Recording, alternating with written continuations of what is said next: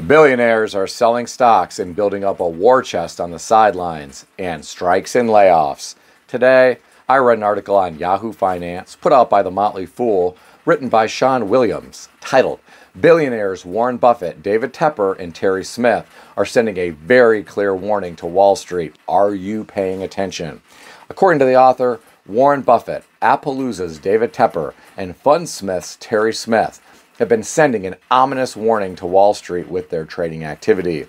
The author went on to say, some of Wall Street's most successful long-term value-seeking investors want little to do with the stock market right now, and it's a very clear warning that investors should be paying attention to. Here are my thoughts. This appears to be a perfect example of Warren Buffett's famous saying, to be fearful when others are greedy, and to be greedy only when others are fearful. There are a lot of things to be fearful about right now, in my opinion. Look at our national debt. Look at record credit card debt that consumers have. Very soon, we are going to start hearing about people who are falling into delinquency and eventually default on their student loans when Biden's student loan on-ramp program ends at the end of this month. I know Wall Street traders are all excited about the recent Fed rate cut. Just remember, the Fed cut rates, and people were excited shortly before the great financial crisis. Warren Buffett scooped up some bargains back then. Perhaps he is positioning himself to do it again in the event we see a meaningful correction or crash in the future. Now, I'm sure some of you believe there are no deals that make sense to him right now, which is why he has so much cash on the sidelines. Perhaps there's some truth to that. When he speaks, it can move markets. He is probably not going to come out and be truthful about why he has such a large cash pile right now. If he did, it could potentially start a sell-off. But what do I know? I'm just some guy on YouTube. Now, I read some of the comments beneath this article. I'll share some of them with you. The first commenter said they are basically putting together a pot of money in case Harris wins. Why else would they risk losing out on huge runs of the past several months? They will need to see where she stands on issues, which is a huge question since it is still a mystery. She keeps changing her stance depending on who she is talking to or who pays the most money into her campaign. Why else would they be willing to pay this very large capital gains tax that they will be facing? Unless there is a loophole somewhere, I'd say there are some very nefarious reasons for their sales at this time. Before I share more comments with you, please keep in mind these are the thoughts of the commenters and not me.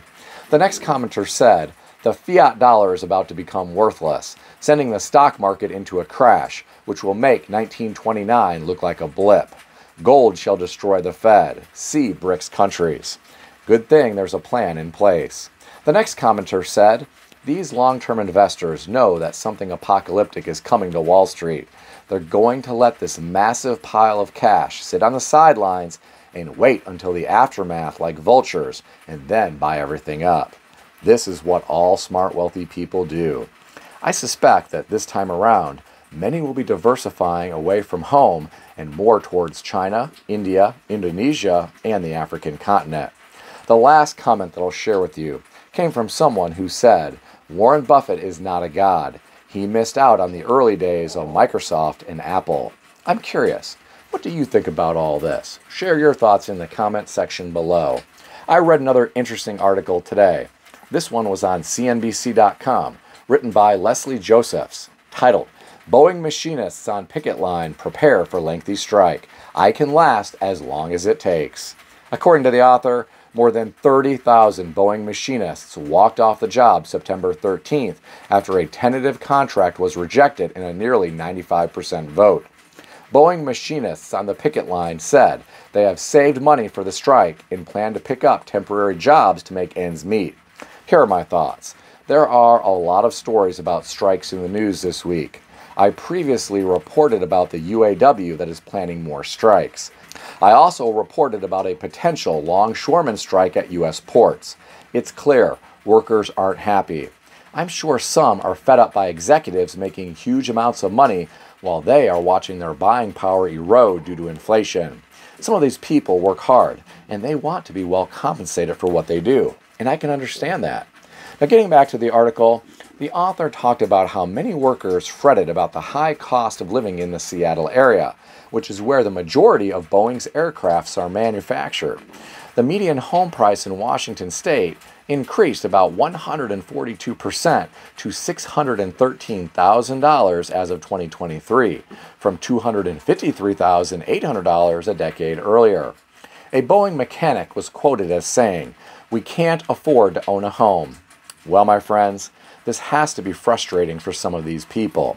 I'm sure there are some who can't afford to rent either. Rent prices have also skyrocketed in recent years. I can understand why the Boeing employees are striking. Only time will tell what comes of this. I hope the Boeing machinists are able to survive financially until a contract can be worked out. While the UAW is talking about strikes in the near future, this next story provides details about one company that is about to lay off auto workers. I read this on Reuters, titled, "GM to lay off about 1,700 workers at Kansas plant." According to the author, General Motors will lay off 1,695 workers at its Fairfax assembly plant in Kansas. This is what the company said in a worker adjustment and retraining notification earlier this week. In August, the company also laid off more than 1,000 salaried employees worldwide across its software and service units. Here are my thoughts. First, my heart goes out to these people and their families. I hope they can find new employment in short order. I hope they have been keeping their skill set up to date so they can be some of the best applicants for other job openings. I also hope they can find new jobs that pay close to what they were making previously. For some, this may prove to be a challenge. There weren't a lot of comments beneath this article, but I'll share some of them with you anyway. Before I do, please understand these are the opinions of the commenters and not me. Many of these commenters have strong political opinions.